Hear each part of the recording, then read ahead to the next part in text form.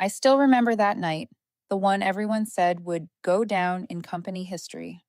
Seattle was drizzling, like the sky itself was pouring a toast.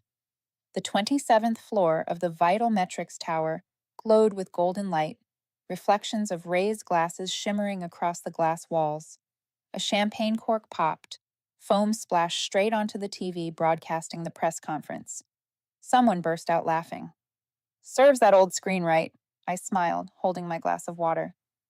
The air reeked of mixed scents: champagne, balloons, and that unmistakable startup victory smell you only recognize after surviving too many of them. On the screen, Vital Metrics X, Metasphere, $60 million acquisition, $60 million, 2 years of my life, thousands of lines of code, dozens of sleepless nights, and above all, the belief that someday real work would finally be seen. Cheers, team, Richard Kane shouted, his voice cutting through the music. The room was filled with clinking glasses. I stepped back, leaning against the table, watching the golden bubbles flicker like 100 tiny eyes. Richard climbed onto the stage, microphone in hand, like a born showman. New suit, red tie, and the grin of someone who just won the lottery. We did the impossible. Metasphere didn't just buy our tech, they bought our vision. Our vision, I repeated silently. Or yours, Richard? He went on, waving his hand like a campaign speaker.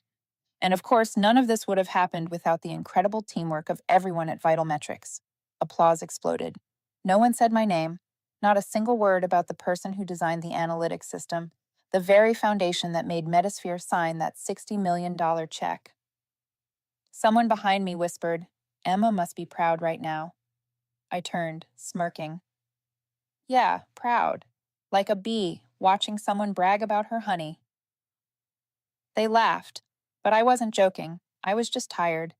Tired of watching my work wrapped in speeches that never carried my name. Richard walked over, his cologne mixing with the sharp scent of champagne. He patted my shoulder like a benevolent mentor. Emma, you're the unsung star of this project. I took a sip of water, smiling faintly. Unsung, sure, just missing the star part. He laughed, not getting it, and walked away. The music picked up again. A bright pop beat. I glanced around, the younger staff dancing, a few people live streaming the historic win. On the wall, the Vital Metrics logo spun in LED light, almost whispering, "All of this was built on your code." I slipped out of the party, down the quiet hallway. Through the glass, the city stretched out, lights reflecting in the rain like endless strings of code, precise, beautiful, and cold. My phone buzzed, an internal email from the CEO. Subject: Team Vital Metrics. You made history. I opened it, a short paragraph, 10 lines thanking all departments who contributed to this historic milestone. My name wasn't there. I chuckled softly, the sound disappearing into the hum of the air conditioner. Some silences look like surrender. In truth, they're observing, recording every detail. Back inside, Richard lifted his glass again. And now, let's toast to a bright future ahead. I watched him through the glass, his reflection slightly distorted, lights flickering across his face like a fading film reel. Yeah, I thought, a bright future, just not yours. I slipped my phone into my pocket. The glass of water in my hand was still half full. I raised it, watching the clear liquid catch the light. Congratulations, Vital Metrics, I whispered. You just signed your own verdict, and you don't even know it yet. Then I drank it down. I stood there a moment longer, watching the city shimmer in the rain. The red beacon of the Space Needle pulsed in the distance, steady, cold, patient. Anyone who's ever worked in this world knows the feeling. That moment when your effort gets swallowed by the laughter of people who couldn't write a single line of code. And now I turn to you. Yes, you, listening to this story. Have you ever been overlooked at work? Tell me your story in the comments. I read every single one, and if you love stories where justice is served, without getting your hands dirty, hit subscribe, because this story is only the beginning. The next morning, the Vital Metrics office glowed under Seattle's pale white light, the kind that makes you unsure whether the sky has cleared or just stopped raining for a while. I arrived early, as always. Same old black coffee from the worn out machine, same dull hum of the servers down the hall. The only difference was the inbox. The CEO's congratulatory email had nothing new except a few emoji chains. I was reviewing some system logs when Richard pinged me on Slack. Got a minute? Before I could reply, he was already standing at my door. White shirt, loosened tie, face glowing like he was still basking in last night's after party. Emma, can we talk for a second? He said, with that tone people use before saying something not a big deal. Small meeting room, round table, a pot of stale coffee from yesterday. Richard set his laptop down, typed a few keys, and spun the screen toward me. A spreadsheet, names and numbers. My name sat in the fourth row. Under consulting compensation, it read, 150,000, with a red line through it labeled deferred. I looked at him. What does deferred mean? He smiled, the way adults smile when explaining taxes to a child. Just a temporary hold. We're realigning the bonus structure post-acquisition. Metasphere's new policy. I nodded slowly, repeating his words. New policy. It would have sounded reasonable if he wasn't saying it to the person who'd personally negotiated the licensing terms with Metasphere 2 years ago. I spoke calmly, every word measured. Richard, Section 14.3 of the license agreement clearly states that usage rights remain valid only if the technical lead receives full consulting compensation. If you withhold that payment, the system automatically loses its license. He paused, then smiled again, leaning back in his chair. Emma, that clause is just a safeguard. It doesn't actually apply here.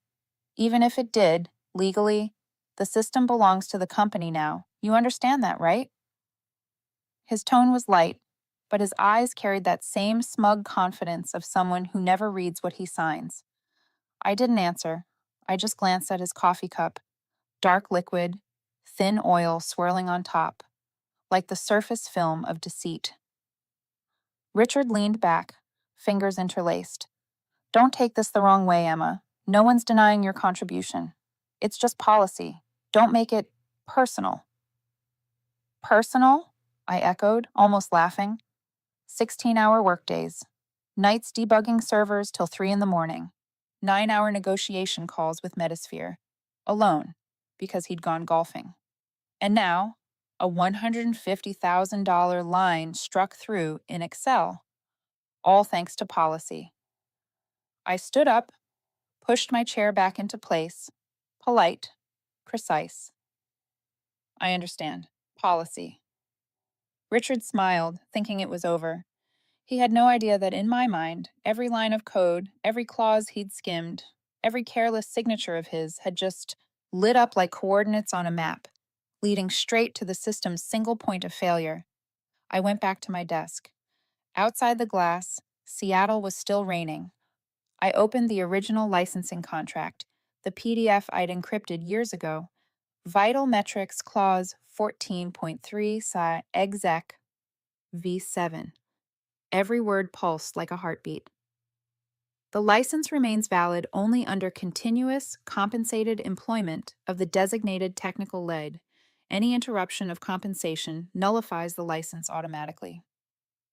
No may. No subject to, just one phrase. Automatically nullifies.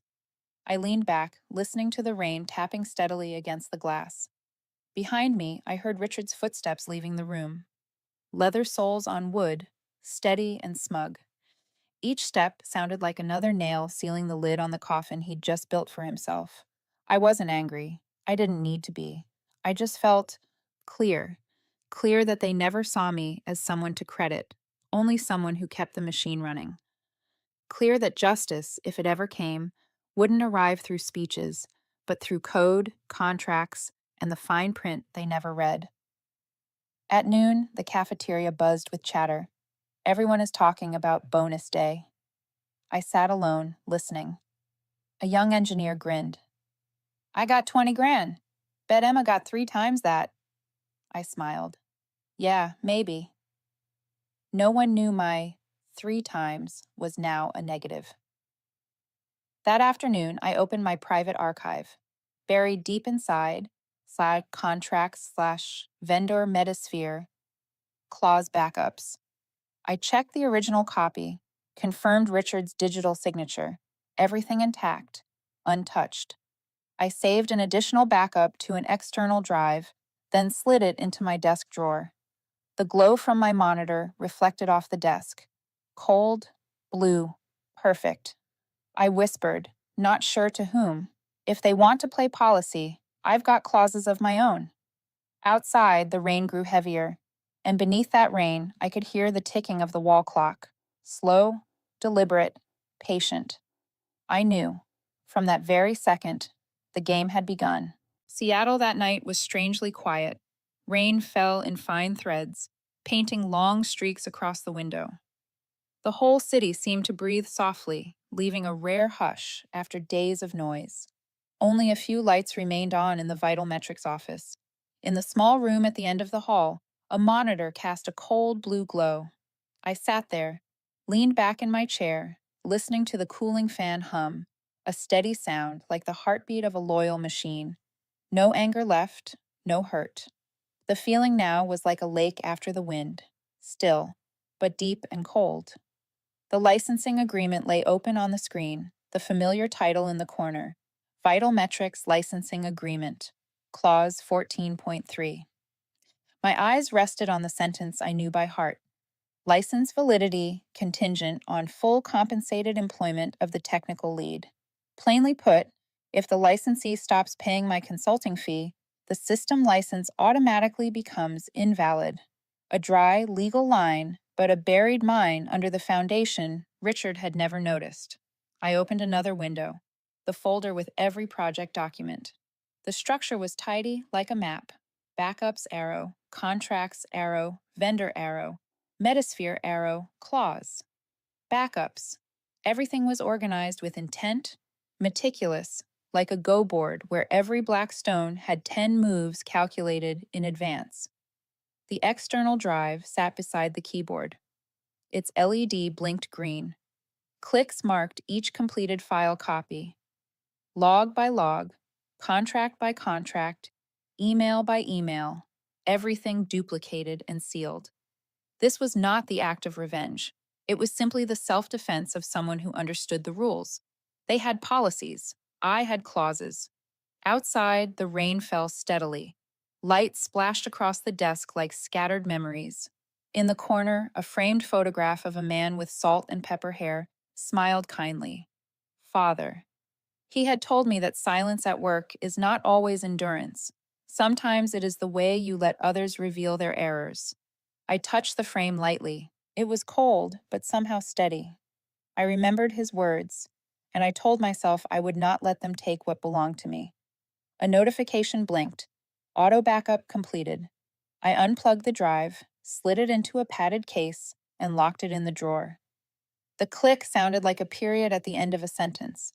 Before shutting down, the cursor blinked on a draft email to the legal department. The subject noted a compliance risk tied to Clause 14.3. The message sat unsent as a small reminder in the outbox. But one press of send would be the first stone dropped into that calm lake, starting a ripple no one expected. The wall clock read just after 1 in the morning. The second hand ticked like a countdown. I put on my coat and left the office. The corridor lights cast pale strips on the wet floor. When the elevator doors closed, one image filled my head. Richard smiling with smug certainty, convinced he had won. People like him never see the lightning until they hear the thunder. Outside, the night. Air was cold and damp. Rain soaked the collar, and strangely, it made breathing easier than it had in a long time. A clear feeling rose up, not hatred, but clarity. On the wet street, headlights stretched across the pavement like thousands of code lines running in parallel in my head. Everything was ready. It was only a matter of timing.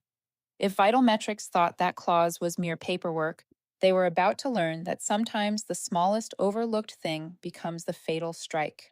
The next morning, the office felt different. No one said anything outright, but the looks between people were heavier than usual. It was as if the whole system was sending a silent message that everyone understood. Rumor spread faster than any data pipe. Someone said security was rechecking my access. Another whispered that the board suspected I had stored confidential files outside the company system. Within hours, everything shifted. My corporate account was suspended. The inbox showed the blunt notice access restricted due to internal review. The tools I used every day, the system dashboard, server credentials, source control admin, all displayed a red lock icon. No official announcement, no calls, just a silence engineered to isolate one person. At lunch, the pantry, usually loud, went quiet. Colleagues lowered their voices when they saw me. Some averted their eyes. A few forced smiles. The feeling felt familiar, like those scenes in films where the protagonist is falsely accused. The difference is, this was real life, and my only alleged crime was knowing a clause Richard preferred no one mention. Richard appeared then, clutching a steaming coffee, smiling in that way that measures rather than greets. He said, "Matt, fact. I heard security flagged some odd accesses from your account." I raised an eyebrow. My systems are no mystery to anyone who has used them, only to those who never touch the code. He shrugged and smiled. "Probably a mistake," he said. "Just protocol. After a merger, everyone is reviewed. It would have been plausible if only my account had not been the only one locked." That afternoon, an all-hands email went to the engineering team announcing a temporary reassignment of access for audit purposes. I read it and smiled. Richard was making his first move, cutting sightlines, choking off information, isolating the prey. In this industry, when you cannot remove someone by argument, people make them vanish through access control. But he forgot one thing. Data is not only inside systems, it lives with the people who built it. I remember every snippet, every architecture, every handshake protocol he never understood. Later, HR called. Her voice was soft, but every sentence sounded scripted. "We need to clarify some activities related to data access on the project," she said. "During the review, your work account will be temporarily suspended. We appreciate your cooperation." I answered plainly, "I will cooperate as long as you read the contract carefully." The call ended, and my phone screen reflected my calm face. Not angry, not panicking, just watching a play for which I already knew the script. That evening, a message came from a junior engineer who used to be on my team. He texted quickly, "Richard is telling people you moved data out. They're going to investigate for real." A moment of silence. Then I replied, "Thanks. Say nothing more and do not defend me. Just keep doing your job. Do not drag anyone into this fight. Those who stand too close get hurt." I closed the phone and sat by the window, watching the city dissolve in rain. Headlights smeared gold across the pavement like broken fragments. The room held only the air conditioner and the wall clock ticking steadily. I took a sip of cold coffee, and its bitter aftertaste lingered. Richard thinks he is controlling everything. He forgot that silence can be a strategy too. I logged into the backup account that no one at the company knew about. The backups from the previous night were intact. I reviewed everything: the contract, emails, technical docs, and the transaction logs between Vital Metrics and Metasphere. Each line of data was a tile, and the full picture was coming into focus. They had not only made mistakes, but they had tried to hide them. I unfolded the printed contract I kept in its envelope. Under clause 14.3 were two signatures, mine and Richard Kane's. His signature slanted, messy, like a man signing in a hurry to catch lunch. One signature is enough to bury a company if needed. I set the paper down and thought, there is no need to act immediately. People like Richard speed up their own destruction. Just stand still and watch him tighten the rope he thinks is binding someone else. Night deepened and the office darkened. On the screen, the cursor blinked on the draft that still sat unsent. Its cold blue light washed the desk like a sharpened blade. A single thought came clear. If they think silence equals surrender, it is time to teach them another definition. 3 days later, the official internal email landed. The subject line was shamelessly simple: access suspended pending security investigation. No explanation, no meeting. A 10-year career folded into one lifeless sentence. When I finished reading, there was no anger left, only a hollow, as if someone had pulled the power plug from a system that was still running. Company laptop confiscated, badge deactivated. Everything happened fast, neat, and cold, like an administrative procedure. People avoided eye contact when I walked the halls. A few familiar faces nodded briefly, then looked back down at their screens. Richard was nowhere on the floor, probably lunch with the CEO to report the situation. That afternoon, the rain kept falling. I sat across the building in a cafe, looking through the fogged glass. My personal laptop sat closed in front of me. The screen reflected my own calm face, but my eyes felt heavy. No access, no voice. My story, from a builder, had become the suspect. Part of me wondered if it was worth it. 2 years of work traded for a question mark in an internal file. Something inside cracked. Not pride, but a sense of being methodically betrayed. My phone buzzed. Unknown number.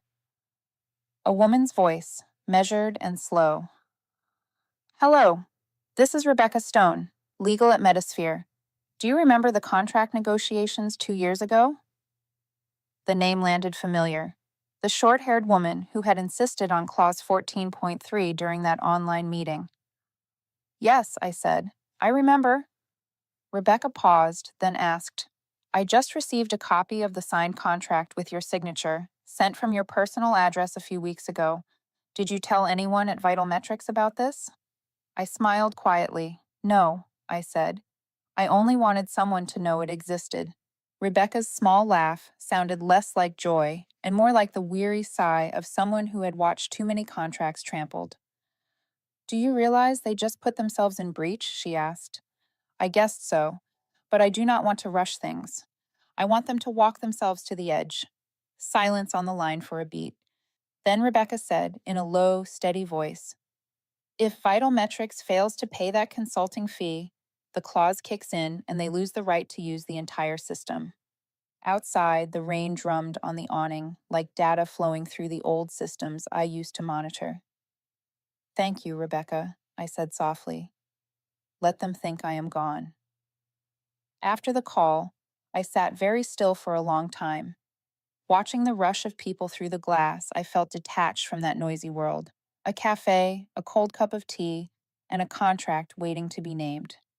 On the TV, the business news ran stories about tech deals and companies on the rise.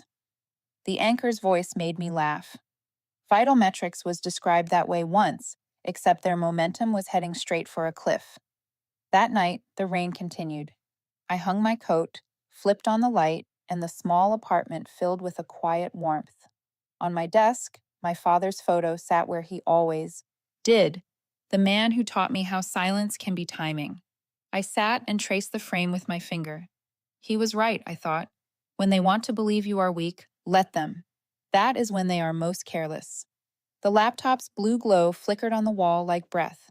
I opened the evidence folder. Backups intact. The contract was there, Richard Kane's name under authorized signature. Everything was ready. Only one small detail was missing: time. In the draft email to Rebecca, the last line read, if they continue to ignore this clause, you will receive formal notification from Vital Metrics soon. When that happens, I hope you will know what to do. My finger hovered over send. No need to press it. They will call Rebecca themselves soon enough. That night, for the first time in weeks, I slept through. Outside, the rain kept falling, but now it sounded like a countdown. That morning started like any other, a kind of fragile normal that could shatter with a single wrong click. Outside, Seattle wasn't raining. A rarity. Pale sunlight glinted off the glass tower, lighting up the Vital Metrics logo as if the company were proud of its own reflection. I sat in the same old cafe, steam rising from a white ceramic cup, watching that building through the window. From here, I could see the tech floor, the one that stayed lit late into the night. It was still glowing today, but that light was about to change color. At 8:12 a.m., my phone buzzed. A short message from an old friend on the DevOps team. The analytics system isn't responding. The main dashboard shows a license error. Something's off. I stared at the screen for a few seconds, then set it down. No smile, no surprise, just that strange quiet you feel in the background of a scene when you already know how it ends. A minute later came the second message. Executives are in an emergency meeting. Everyone's panicking. Metasphere can't access the data either. I took a sip of coffee, hot, bitter, and sharp enough to taste justice. In my head, I could see the familiar lines of code, the authentication module I'd buried deep inside the system. Clause 14.3 wasn't just on paper, it was coded. A self-verifying mechanism that checked the validity of the license against contractual conditions. And if the consulting fee wasn't paid on time, the system automatically revoked access. Every dataset, every dashboard, every API call. Before 9, an email arrived from Metasphere in my personal inbox. Please confirm if the Vital Metrics Analytics platform has stopped responding since 7:48 a.m. All queries return a license error. Is the contract still valid? I read it and smiled faintly. Valid. Such a simple word, yet heavy enough to crush a company. Across the street, the glass doors of Vital Metrics slammed shut. Inside, silhouettes rushed in chaos. IT staff ran past, holding laptops, faces pale. Richard was there too, easy to spot even from a distance. Fast stride, crooked tie, phone pressed to his ear, talking nonstop but saying nothing that mattered. I could picture it clearly. Dashboards all red, warnings flashing, reports failing to load, APIs spitting out. License validation failed. And somewhere in the system logs, a quiet line appears. Technical lead compensation not verified. License suspended. The phone rang. This time, Vital Metrics office line. I let it ring 3 times before answering. A nervous assistant's voice trembled through the line. Hi, Emma. Could you maybe check with Metasphere? They said the system stopped because of some clause. I answered calmly. If they're having a license issue, they should reread the contract. Page 12, clause 14.3. Silence. Then the frantic tapping of keys on the other end. Less than 10 minutes later, the phone rang again. A man's voice now, deeper, sharper. Richard. Emma. What the hell is happening? What did you do to the system? I set my cup down and replied evenly. Nothing. The system is just doing what it was built to do. Built to do? He shouted. The whole company's frozen. Reports are dead, clients can't log in, Metasphere's demanding answers. Do you understand how serious this is? I paused, then spoke softly. Do you remember the contract, Richard? I told you about clause 14.3. You should have read it. The sound on the other end turned heavy, breathing, tense, almost panicked. You're sabotaging us, he growled. This is illegal. No, Richard, I said quietly. I just wrote the law you forgot to read. I ended the call and exhaled. Not with satisfaction, but with clarity. The anger was gone. What remained was the calm of someone who can finally see the whole board. An hour later, a text from Rebecca arrived. Vital Metrics just contacted me. They confirmed a license failure. The contract's been breached. I'm reporting this to legal counsel. I read the message 3 times. Each time, my heart grew stiller. Not joy, not sorrow, just the quiet recognition of a collapse you'd mapped out stone by stone. By afternoon, the news had leaked. Tech media accounts began posting. Vital Metrics suspends analytics platform following unexplained technical issue. Technical issue. A gentle phrase for a legal implosion. I left the cafe, walking slowly along the sidewalk. The air carried a trace of salt, the kind that seeps in from the sound on windy days. Behind me, the Vital Metrics tower still glowed, lights on, but nothing inside was running. A strange feeling settled in. Not triumph, not revenge. Just the realization that justice doesn't need applause. It arrives like rain. Steady, patient, inevitable. At the intersection, the red light reflected on the wet street, glowing like a thin streak of blood. I turned once more toward the tower. Maybe, up on the top floor, Richard was barking orders, yelling into phones. But it wouldn't matter. The system only listened to one person, the one they'd refused to pay. I slipped my hands into my coat pockets and kept walking. Somewhere behind me, car horns echoed through the city. Everything kept moving, except for one system, the one that had been the heart of vital metrics. And me, I was simply the person who wrote the line of code that taught it when to stop breathing. 2 days after the system went down, Vital Metrics was like a ship adrift in rough seas. From the outside, the building still gleamed through the night, but inside, chaos reigned. Reports wouldn't load, dashboards went blank, and shareholder presentations were canceled. I heard the CEO had postponed the meeting with Metasphere 3 times, and Richard had been called into legal over and over. The press began asking, how much data can a data company lose before it loses itself?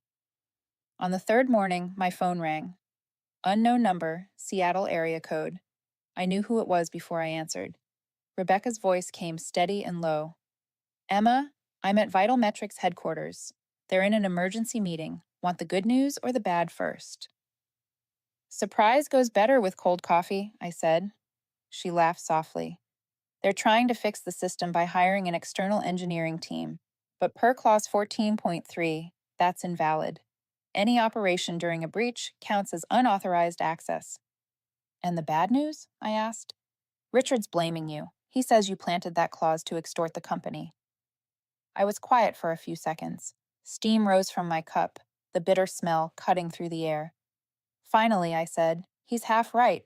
I planted that clause, not for money, but to remind them signatures still mean something. Rebecca chuckled, that knowing kind of laugh. Then they're about to learn that lesson. The meeting's starting. I'll update you. By noon, a short text from her arrived. Richard's lying. I projected the contract for the entire board to see. Clause 14.3. The CEO and HR went silent. I could picture the room, the long table, the harsh white lights, the large screen glowing with words that could end careers. Rebecca was standing at the head, calm and precise, while Richard tried to hide his panic behind a crooked smile. Do you remember signing this, Richard? She must have asked. The license is tied to the consulting fee of the technical lead, meaning Emma, and you failed to pay it. Silence must have followed. I could almost hear the pulse of the room through the open call. Then the CEO's voice broke it. What does that mean for us? Rebecca answered, cold and clear. It means every use of company data in the last 72 hours is unlawful. Every report sent to investors is invalid. A chair scraped. Probably Richard. He tried to talk over her. This is just a technical glitch. We can fix it, pay the balance. No, Rebecca interrupted. Clause 14.3 leaves no room for post-breach correction. The missed payment triggered automatic license revocation. The system is functioning exactly as designed. In the background, I heard chaos. A hand slamming on the table, papers shuffling, Richard's ragged breathing. She planned this, he shouted. She wanted to destroy the company, to make me look like a fool. Rebecca didn't answer immediately. Then her voice came sharp as glass. No, Richard. She just wanted you to read what you signed. I laughed quietly, not from joy, but from the strange satisfaction of watching the final curtain fall. By late afternoon, Rebecca sent a summary of the meeting. The CEO had acknowledged the breach and ordered finance to settle all outstanding obligations with technical lead Emma Collins, effective immediately. He also announced the suspension of Richard Kane pending internal review. The last line of Rebecca's message made me pause. I've never seen a man's face drain of color so fast after realizing 4 lines of text could bring down an entire empire. I read it several times, feeling the weight of it, like watching the end of a film, one you'd written, directed, and quietly walked away from. Evening fell. The neon lights of the cafe shimmered against the glass. Rain started again, soft but steady, tapping on the roof. I sipped what was left of my cold coffee and looked outside. Across the street, the Vital Metrics building dimmed floor by floor. The sight felt strangely peaceful, like the quiet closing of a small era. My phone buzzed, the CEO. I let it ring a while before answering. His voice was low, tired. Emma, on behalf of the company, I want to apologize. Things should never have gone this far. We accept your terms. Full consulting fee, plus 40% compensation. And we'd like to end this peacefully. I spoke slowly. There was never a war, only fine print. I just wanted respect, and maybe a thank you. Silence stretched. Then he said quietly, "You'll have both." The call ended. No applause, no soundtrack. Only rain. Steady, cold, clean. I sat still, looking at the table. Between the papers and the laptop, my father's photo caught the warm glow of the lamp. His gentle smile seemed to hold the same calm I felt now. If he were alive, he would probably just smile and say, "You did the right thing." I tilted my head slightly, whispering to the photo, "It wasn't revenge, Dad, it was justice." The money arrived the next afternoon. No flowers, no public thank you. Just a dry notification on the banking app. Incoming wire transfer. Vital Metrics Holdings. I stared at the number for a long time, not out of surprise, but because it looked unfamiliar. Years of effort, sleepless nights, lines of code, forgotten meetings, all condensed into one tidy transaction, commas neatly dividing the digits. I didn't smile, I just nodded. Justice doesn't need decoration, it only needs clarity. In my inbox, an email from Rebecca followed soon after. They've completed the payment, including the 40% compensation. The contract is now reinstated. I recommend you keep the original copy. You might need it someday. And Emma, they're genuinely scared. I laughed softly. Not the laugh of victory, but of closure. The end of a chapter that should have ended long ago. That noon, I decided to go back to the Vital Metrics building. Not to work, just to say goodbye. The receptionist looked at me, hesitant. "You really came back?" "Just briefly," I said, "to say goodbye to the person I used to be." The office looked the same, white, sleek, spotless. But something had changed. No loud laughter from the conference room, no smug air of superiority. They said Richard had resigned the day after the meeting. Fitting. A man like him could never stand the weight of bowing his head. I walked down the hallway, past the familiar desks where my old coffee cup once sat, past the printer where I'd waited for the first contract to roll out. Everything is still there, except the sense of belonging. Someone else was in my old seat, a young woman, thin, bright-eyed. When she saw me, she jumped up, startled. "I'm sorry. I didn't know you'd be here." "It's okay," I smiled.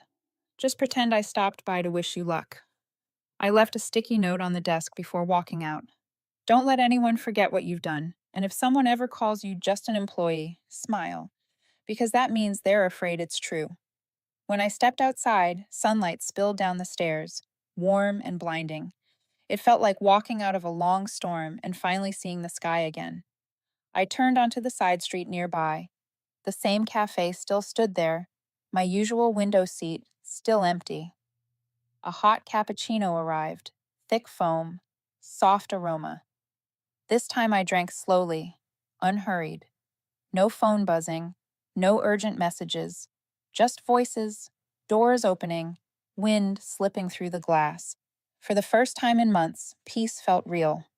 I opened my laptop and entered a new folder called Newgrounds. Inside was the sketch of a small project, an analytics system for nonprofit organizations. No shareholders, no hidden policies, just data, people, and transparency. As I typed the first lines of code, sunlight slanted across the window, laying gold over the keyboard. The feeling was different.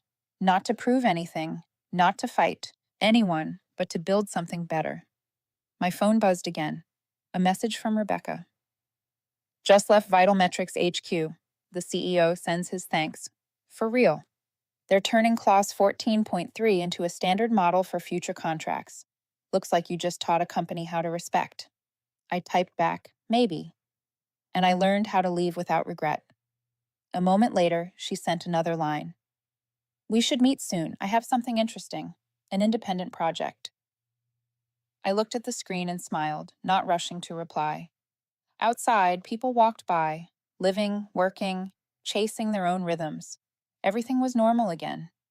But for me, normal meant something new.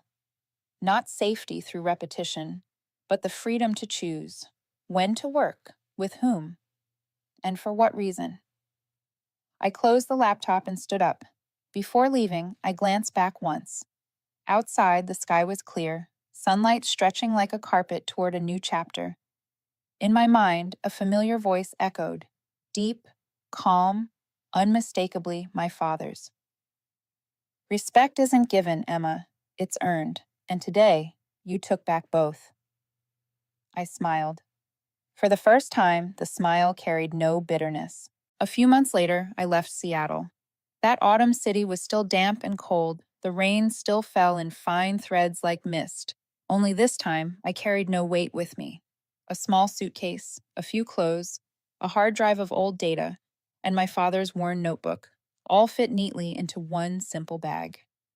I chose Portland, quieter, smelling of pine and hand-roasted coffee. The new apartment was on the third floor, with windows facing the lake. Every morning, when I drew the curtains, soft gold light spread across the still water, ripples shining like slow breaths. I made tea, sat by the window, and opened my laptop. No dashboards, no KPI charts, no urgent emails. Only a blank canvas for a new project. Something I called Clarity, a nonprofit data platform that gave small organizations free access to analytics tools. No investors are giving orders, no bosses assigning value. Every line of code now served one purpose: to create real value for real people. Sometimes, while working, I still thought of vital metrics, not with bitterness, but the way you think of a film you once starred in. I remembered the cold lights, the smell of printer plastic, the sound of Richard's shoes echoing across the floor, and the way he smiled when he said the word policy. Strangely, those memories didn't bother me anymore. They felt like recollections from a tough training ground, the kind that shapes you, even if it bruises you first. One afternoon, Rebecca called. She said Vital Metrics had rebranded, restructured, and started over. "There's a new management team," she said. "They kept your technical framework exactly as it was, and they turned Clause 14.3 into a standard in all new contracts." I paused, then said, "Then maybe they learned something money can't buy. Respect." Rebecca laughed. "I think so. And you, Emma, what's next for you?" I looked out at the lake, the sunset spilling gold across the surface. "Build again," I said. "But this time, for the right people." A few months later, Clarity went live. No ads, no PR, just a short post I wrote on a tech forum. A system built to serve, not to rule. The post spread quickly. Thousands shared it. Young engineers sent messages of thanks. One wrote, "I used to think I had to put up with unfair workplaces. Not anymore." I read them all and smiled. Not because of the praise, but because I realized my story had become a mirror for someone else's courage to stand up. One evening, the sunset burned red across the wall as I looked at my father's photo. The same gentle smile, the same kind but steady gaze. "You said justice doesn't come on its own. We have to make it," I whispered. "Now I understand. Justice isn't about making others fall. It's about making them see." I leaned back, breathing deeply. No smell of steel or fluorescent lights, only pine and warm tea. A thought passed through my mind. If someone asked whether I regretted any of it, the answer would be no. No regret for fighting. No regret for drawing a line. Because sometimes one small clause, a few quiet words, can save a person's dignity. I stood, opened the balcony door. The sky was changing, gold fading into violet. The wind carried the scent of water and wildflowers. The world outside was still noisy, work still spun on somewhere out there, but here, in this moment, everything was perfectly still. I remembered those first days at Vital Metrics, when I believed talent alone was enough to earn recognition. Now I know. Ability means nothing if you can't say enough. Below, the lake reflected the streetlights. Ripples rolled, shimmered, disappeared.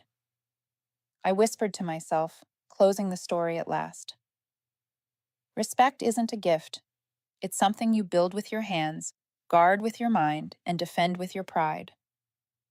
A soft wind passed, brushing the curtain. I closed my eyes and smiled. In the end, justice spoke, not through slammed doors or raised voices, but through a silence strong enough to make everyone listen.